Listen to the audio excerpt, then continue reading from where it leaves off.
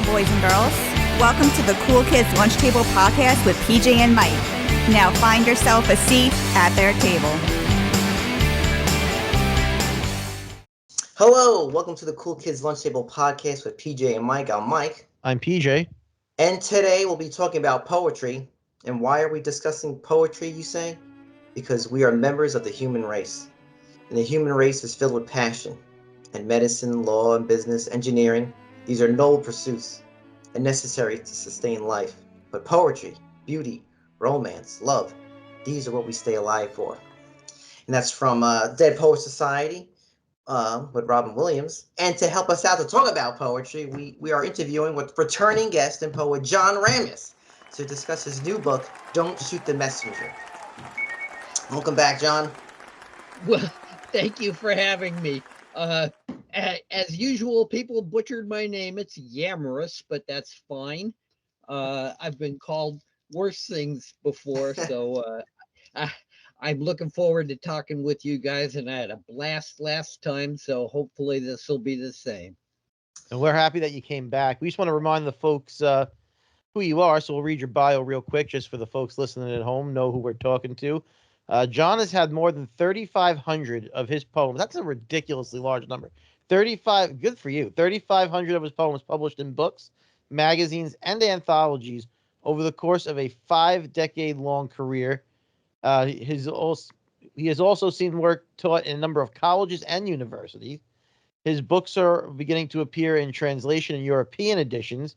And recently, John has released his 41st book, which we'll talk about today, a new volume of poems called Don't Shoot the Messenger. I've said this last time, and before we get into everything, I'm just going to say this again real quick. When I read the last book that we spoke about, and now I read this book, your books are so easy to read.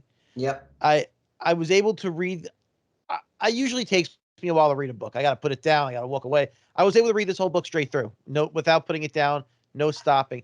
It's written in a way that even someone like me, who is just an uncultured swine, can just read it, and it's not get through it. Read it, enjoy it, and appreciate it without having to stop and get like a sanity break or, I just think I think that's a task and a skill that not a lot of people have. So I just want to commend you for that. I appreciate that.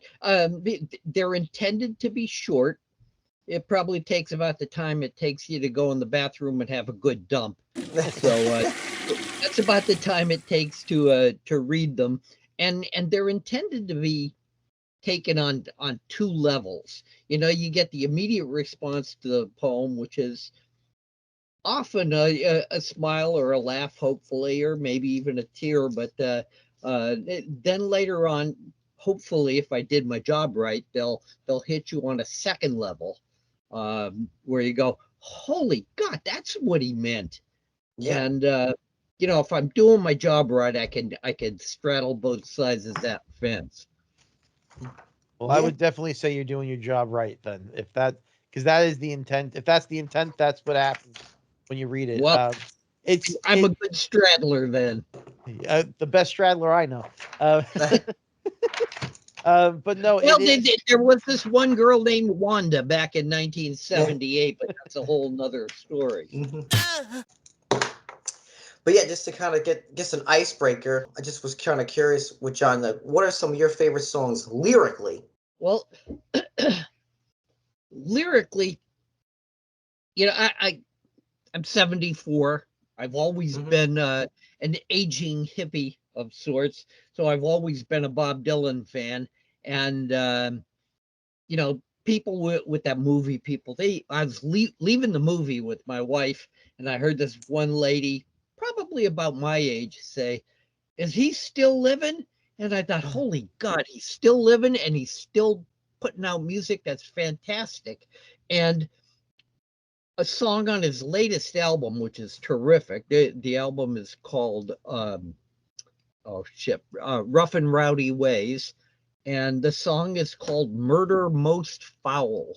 It's a 17-minute song about the Kennedy assassination. Wow. And it's like reading, oh God, it's just so filled with references and allusions, and you could spend 2 weeks looking up all the things that he talks about in that one song. So that's one song that I appreciate lyrically.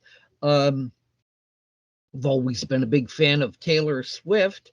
I think lyrically, technically, she's probably the best songwriter around today. And people will laugh when I say that, but it's true because her songs seem easy, so simple.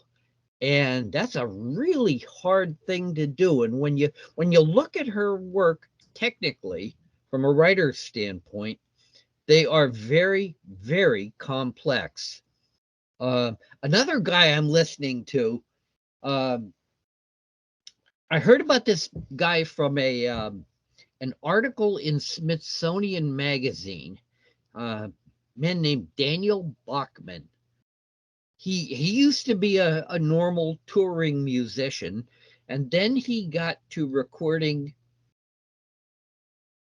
nature sounds. He'd go out in the woods and record sounds of the rain, sounds of thunder, sounds of dogs barking, and animals walking behind them. And then he'd play those sounds back, and then he'd play his music responding to the sounds around him.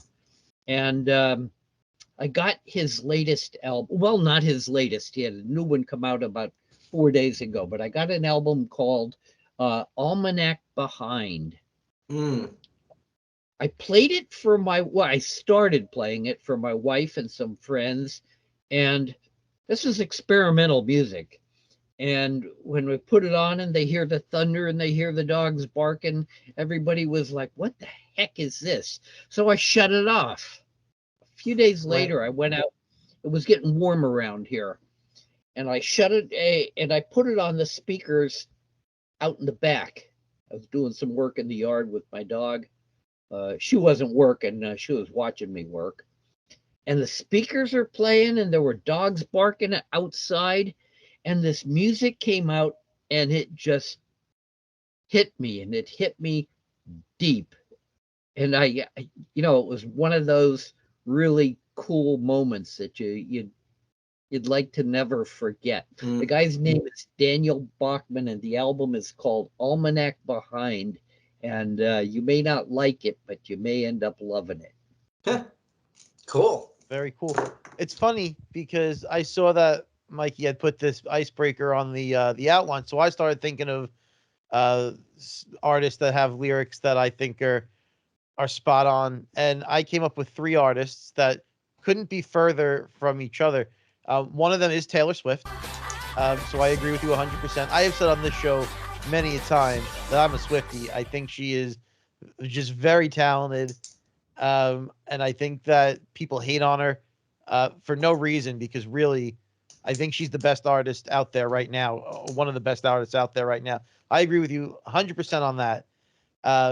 The another artist I came up with was Billy Joel. I feel like his lyrics are important when you listen to them. He put time into them.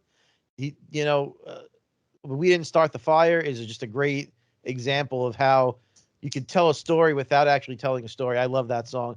And then another artist I came up with was Eminem, and I think there are things that he says in those songs that are just so smart.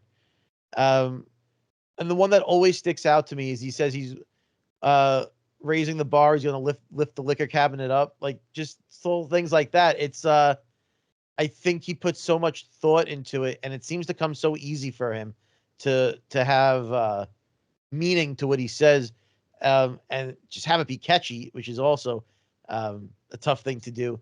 And when you think of rap, a lot of the times it's filled with anger, and his is, but sometimes it's really hard to hear what they say, especially nowadays. There's a lot of mumble rap, they call it, and stuff like that. But you can always understand the words that he's saying, regardless of how fast or how slow he speaks them. He's very articulate, and I think that's an important thing when it comes to music. So those are 3 artists I came up with, but I'm glad you had Taylor on your list because she's on mine too.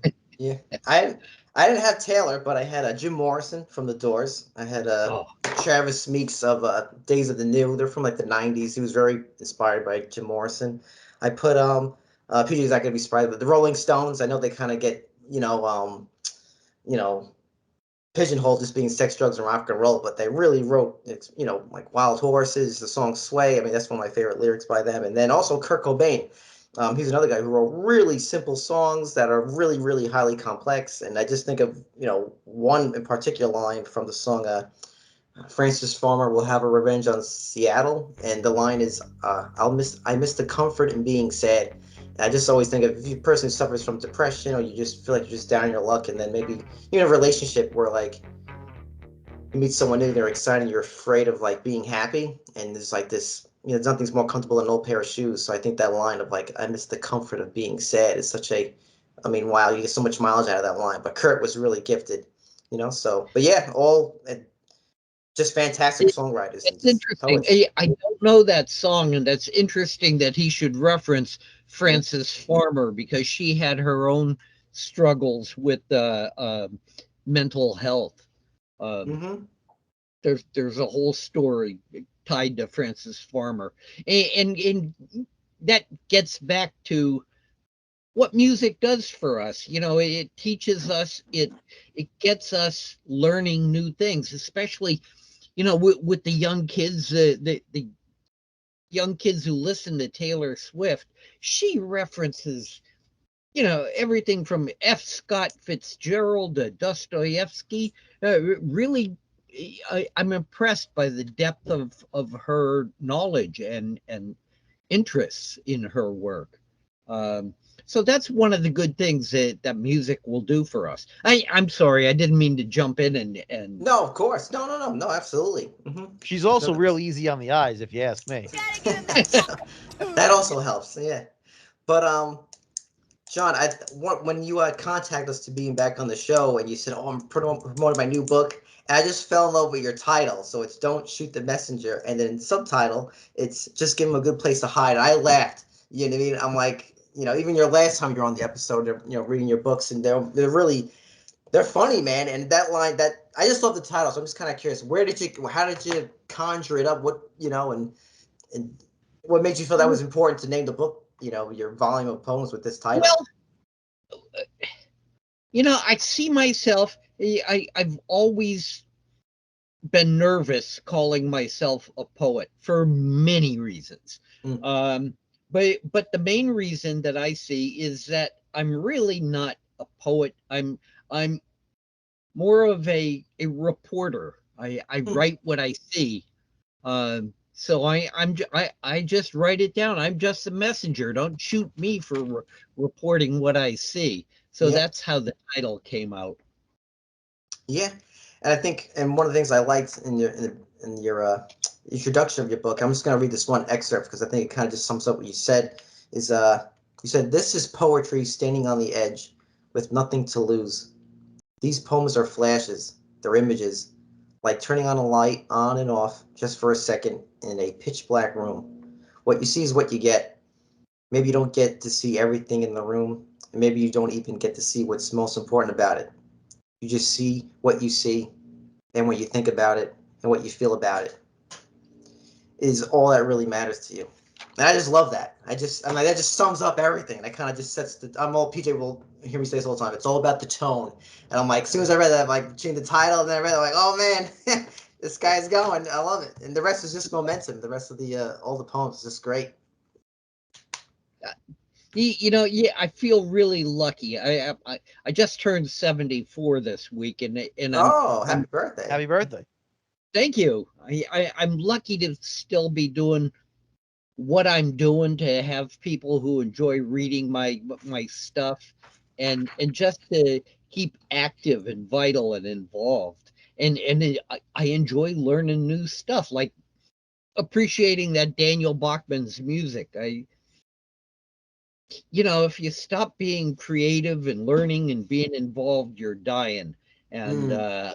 I'm just not ready yet. Yeah. One of the things that stuck out to me when I was kind of skimming through the book, there was some pictures of some art in there that I thought was really good. The cover. Well, I'll send the picture here, like this guy here, right? I was just curious, who did the art for that? There was a bird that shows up somewhere towards the middle of the book as well. I was trying to find the picture of him, scrolling through it now. But was that something the publisher put in? Was that something you looked for? Here's the bird right here. This guy. Was Yeah. Was that you who did the art? I was just curious. Oh no. I'm a one trick pony. I can write the poems. The publisher, Cody Sexton, did the cover art for the book. Okay. And we talked about it for a while, and he sent me several attempts, but this is the one that really said, yeah. And then I thought, well, I want to be PC. I don't want to have the crazy guy with the wild eyes holding the gun on the cover of a book, because that might not be politically correct right now, but it felt right for me. And at 74, I figured, what the heck, go for it. So don't shoot the messenger is what we have. Mm-hmm. Yeah, I just thought the art was eye-catching. You talked about me having 3,500, and Yes. I just actually hit that number, 3,500 poems published in magazines. And that, it sounds like, and it is a big, interesting number, but if you break it down, I've been doing this a long time. I've been publishing for 54 years, since I've been 20. And if you break it down and do the math, that only works out to something like one poem every week. So it's doable. But the thing that I'm proud of is it's been doable for me every week for 54 years. And that longevity, that ability to stick to it is what I'm proud of. I'm proud of being able to do the job and be consistent. It's an incredible feat to do it. You Yeah. should be proud of that. It's really a lot. I mean, even if you think one poem a week, that's still a lot. I mean, Yeah. to be inspired that much to have something to write about every single week, Mm-hmm. it's really incredible to me. I try to write. I'm not a poet. I don't write poems, but I try to write things, and there are times I'm just like, I don't have it in me to do it. Mm-hmm. So to have that level of consistency is really, Yeah, really something. it's remarkable. Yeah, it's amazing. We talked about you talked about you try to write my book, The Street. Yes. Mm-hmm. If I can get that on Yep. the camera. The Street is, the way I explain it is, it's a poem with a thyroid condition. It's prose, but it's kind of sepia tone prose, and it's a memoir of what it was like for me growing up in the late 1950s in a small Pennsylvania coal town, a town where there was either a bar or a church on every corner you passed, and it's about what it was like for me growing up less than wealthy in that Pennsylvania coal town. People of a certain age might appreciate it, and young people might learn something new if they read it. The Street. Yep. I read it. They should read it too. Yep. I'll tell you that. Yep. You mentioned something before that I want to ask you about when you were talking about how you weren't sure if having the guy with the crazy eyes in the gun would be politically correct for this time right now. Is that something you think about often when you're writing or when you're publishing something? You want to keep it politically correct. You want to keep it all ages. You want to keep it not where someone's not going to get offended or anything like that. Or do you just write what you write and what it is what it is, and people can feel however they want? With the exception of this cover, because I wasn't the designer of the cover, with regard to my writing, I just write it, and I let it find its own audience. And especially these days with the internet and all that crap, you'll find an audience. If you just got to be willing to do the job, and being willing. I talk to kids who want to be writers, and they'll say, "Oh, I tried. I sent something out 20 times, and it came back, and I'm just giving up."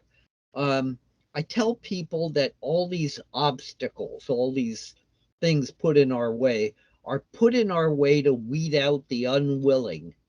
Mhm. And I always felt that I'm willing. John, like you were saying before, you've written a lot of poems, and kind of we just talked about music before. How it's like when folks write albums, right? Let's say they write 20 songs and they got to pick the 10 best to put on the album. How do you pick your poems that you feel like should make the cut for your Oh, your album, your your book?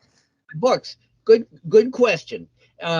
When I feel that things are right, that I've got a book here in my hands, Mm, I will physically print out all the poems, and I'll lay them out on a table, or if there's too many to be on the table, I'll lay them out on the floor, and I'll start grabbing ones. And one will tell me which is the next one, and the one after that, the one after that. And I try to plan which will be the last one. And the ones that don't fit, don't get picked up, I'll just save them for the next one. Usually they almost all make the cut, but uh, yeah. that's how I do it. I let the poems speak to me.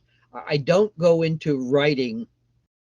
I don't sit down with a plan. I don't say, "Oh, I'm going to start at A and end at Z." Um, I look at poetry kind of like jazz. Mm, I let the feeling. I trust the feeling to take me where it's going to go. And as an artist, especially the musicians I look up to, you learn to trust your gut, and that little tightrope walk is where the fun is. Has every poem you written, have you put it in a book, or are there some that you wrote just for you and you're like, I don't want to put this in a book. This one is mm. just for me. No, they've all been in books, and really, I'm not a big saver. Right now, of works in progress, I have literally one page.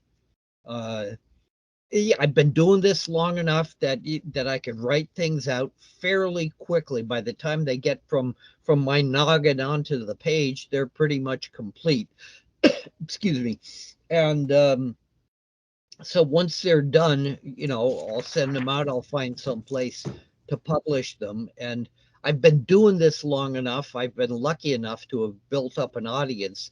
So it's fairly easy, I'm happy to say, that I can find a place to publish the poems, so that once they're out, I'll save them, collect them, and then they're ready for the next book. And I'm halfway towards completing my 42nd book right now. Wow. Unbelievable. So there's just no off season. You're just, that's Oh, what I'm no. hearing here. You're Yeah. just always going right through. Damn. Mhm. I talk to a lot of young writers, aspiring writers, who make the mistake of waiting for inspiration. And you Mhm. said it right. There is no off season. You can't wait for inspiration. You do the work, and inspiration will come when it's ready, but you got to be doing the work. You got to be like a baseball player. You're out there, you know, pra- practicing every day, uh, doing the work, and every now and then you'll hit a home run, but you got to keep swinging. And that's what I do. One of the things that John sent along to for this interview is he sent this press release, and one of the things I liked about it, I'm gonna read it shortly, and I want to ask John and one of your poems that I think is an answer to it. So, the poems in this and many of John's other books are meant to be spoken aloud, carrying out a verbal tradition popularized in the 1950s by guys like Jack Kerouac and Allen Ginsberg and many other writers of what became known as the Beat Generation. Um, and for his prolific writer of poems with his humor and heart, the beat indeed goes on. So the Beat Generation, like the Beatniks, that's like kind of that time period from what I know. It's like kind of like they were like guys like just rejected, like I guess they kind of paved the way for the counterculture of like the hippies and everything. They're kind of the guys who started that kind of movement of, being like, let's say, anti-materialism and capital, just kind of very just countercultural guys, and they were all writers. So anyway, I love the whole part though about speaking aloud. I just love that. And all these poems, they sound best. Certain things are meant to play loudly on certain, like they say on records, and this is definitely that vibe. Yeah, it's spoken word poetry. And again, it's almost like punchline poetry. Mm. To think of a descriptive phrase. May I read something from the new book? Yeah, sure. Absolutely. I was gonna. Yeah, absolutely. Mm-hmm. Okay. The place smelled like the blues. It smelled of sweat and poverty and last night's turnip greens. But it's where he did his best writing, poems filled with sadness and the agony of a shot glass left empty, in a sink filled with dishes, tears, and more than a little regret. John, I actually printed that out because I actually wanted to read it. So we're on the same page. But yeah, I just love that. I mean, I love that's my favorite poems in the book, and especially that last, like stanza, just like a shot glass empty, left empty in a sink filled with dishes, tears, and more than a little regret. I mean, I almost feel like it's almost like a film noir. I picture like. Oh my God! Like Humphrey Bogart's kind of saying, like, she invited me back to her room. The way it's written, I just picture that kind of narration. Mm-hmm. Well, I've been called a noir poet, which I'll take that one. I'll take that one. Hey, let me read a new one. Sure. It snowed like hell that night, and only 2 people showed up for the reading, leaving me and them in a pile of empty seats and a table covered with stacks of books that would never get sold. And the contempt for it all can never be put into words. When you're not used to happy, you grab it, squeeze it, take it home, and hope that it never goes away. Oh yeah, definitely. Mm-hmm. I actually want to read, John. It's okay. One of your other poems from your book that kind of relates to your, and I got to see if this has actually happened to you. So just kind of going back to that Beat Generation thing. It's called "You Gotta Love It." It's the poem. So you gotta love it. I was rejected this morning by a magazine about the beats and beat life. It was a nice enough rejection, even kind, but what they said was my poems weren't a good fit. Think about it. In a magazine about the beats, my poems didn't conform, and not to their rules, not to their style. And if you ask me, old Jack would have would have poured himself a shot and smiled. Sorry, I couldn't get through that without laughing. Just because it's humorous and like, did that actually happen, John? Oh yeah, That's amazing. absolutely. That's amazing. Oh my God. You just gotta love it. And stuff like that. Those kind of poems just write themselves. And again, don't shoot the messenger. All I'm doing is reporting the news. That's amazing. That's Oh my God. When I read that, I was like, because like I said, I read your press release and then I read that poem. Oh my God. But you said something like you said. Actually, it was like you said, it was like a blessing in disguise. I mean, if they didn't do that, you wouldn't have gotten that awesome poem. Holy Yeah. cow. That was awesome. You guys do a lot of movie reviews and everything. Yes. Um, I didn't see all the Academy Award nominated movies, but I did see and love The Brutalist. Oh, okay. 3 hours, and with the intermission, it was like 3 hours and 52 minutes. But it flew by, and it was really interesting. And it was set not far from here. It was set in Doylestown, which is about 30 minutes from here, kind of very upscale neighborhood. Another movie I loved, and of course I love Bob Dylan, and Mm-hmm. I really loved that movie and the way everyone portrayed every character. It was really spot on. And again, I told you when Kathy and I were walking out, and the one lady behind us said, "Is he still alive?" And I thought, "Holy shit, Bob Dylan is still alive." Yeah. isn't it something how some of these artists who have been around for a long time can still churn out, works of art that are relevant and fantastic. And then there are these new artists, and sometimes you listen to it, and I don't know if it's I'm starting to become an old man yelling at a cloud, but I listen to some of this. I'm like, what is this that's on the radio? How is anyone listening to this? I think it's crazy that some of these old school artists are still relevant and still good at what they do, and someone who is the current biggest star of the day could just be unlistenable. I think it's crazy. Well, we all find our niche, but yeah, I just love learning new stuff. It's fun. I love that Super Bowl halftime show.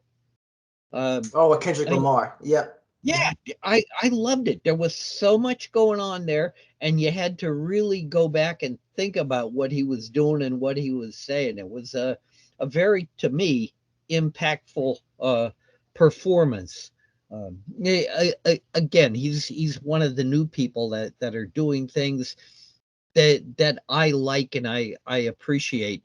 And at 74, I'm happy that I'm not locked into my ways and I can still learn new things, like Sure. Daniel Bachman, the musician. Yeah, I got a friend, Max Furyk. You should have him on your show. He's currently writing books about the paranormal, about Bigfoot and flying saucers. Previous to that, he wrote rock and roll biographies.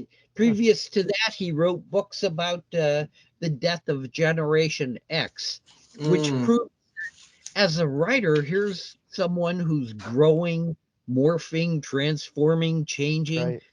And man, I respect that.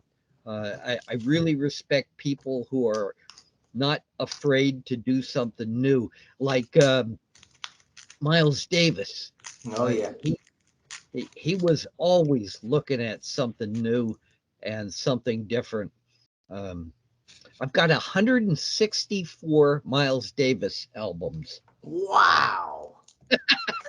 My wife says she's going to bury me with them. Be okay with me because I'll have something good to listen to. But yeah, he had 3 or 4 different careers over the course of his career.